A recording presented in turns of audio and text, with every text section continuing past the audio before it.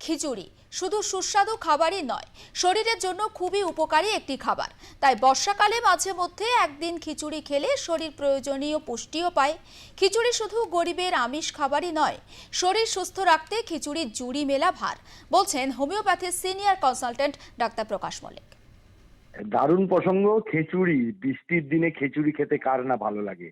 এবং বৃষ্টি হলে বাড়ির লোকেরা সবাই বলে আজকে খিচুড়ি হয়ে যাক। এবং বৃষ্টির দিনে খিচুড়ি খেতে কম বেশি সবাই ভালোবাসেন। চাল ডাল ফুটিয়ে খিচুড়ি সহজেই রান্না করা যায়। আর তাই বৃষ্টি দেখলেই হাঁড়িতে কেউ বসিয়ে দেন খিচুড়ি। যাই হোক, মনসামঙ্গল কাব্যেও কিন্তু স্বয়ং শিব এই খাবারটির আবদার করে পার্বতীর কাছে বলেছিলেন যে আমি খিচুড়ি খেতে চাই। তাই হোক, খিচুড়ি একটা গরিবের আমিষ বলা হয়। এবং ঠাকুর বাড়িতে, অর্থাৎ রবীন্দ্রনাথের জোড়াসাঁকোর ঠাকুর বাড়িতেও কিন্তু খিচুড়ি খুব জনপ্রিয় খাবার ছিল। বর্ষার দিনে খিচুড়ি খাওয়ার সঙ্গে নাকি রয়েছে কাহিনী। গ্রামাঞ্চলে বর্ষার সময় চারপাশে জলে ভরে যেত। কাদা জল পেরিয়ে দূরের বাজারে যাওয়া ছিল কষ্টকর। বাজার যেহেতু করা সম্ভব হতো না, তাই ঘরে থাকা উপাদান দিয়েই, মানে চাল আর ডাল দিয়েই সহজে কিছু রেঁধে ফেলতেন গৃহিণীরা। এর উপর বৃষ্টির কারণে উনুন বারবার আগুন ধরানো কষ্টকর ছিল, তাই এটা খাওয়া যেত। এবং খিচুড়ি একটি উপাদেয় খাদ্য। খিচুড়ি একটি গুরুপাক খাবারও বলা যায়। তাই এই খাবার খেলে হজমের নানা সমস্যাও হতে পারে।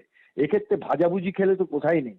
তাই এইবার গরমে খাওয়ার সমস্যা হতে পারে। তাই বৃষ্টির ঠান্ডা হওয়াতেও খিচুড়ি খাওয়া চলে। এবং খিচুড়ি যেহেতু অনেকগুলো ডালও একটা ভালো খাবার। এবং চাল ডাল, এবং যদি আমরা নির্দিষ্টভাবে খেতে পারি, যে কোনো মানুষই খেতে পারে। এবং এটা খুব সহজে হজম করা যায়। কিন্তু যদি এটা আতপ চালের খিচুড়ি হয়, তখন হজম করাতে একটু অসুবিধা হয়। খিচুড়ি আমরা খেতেই পারি।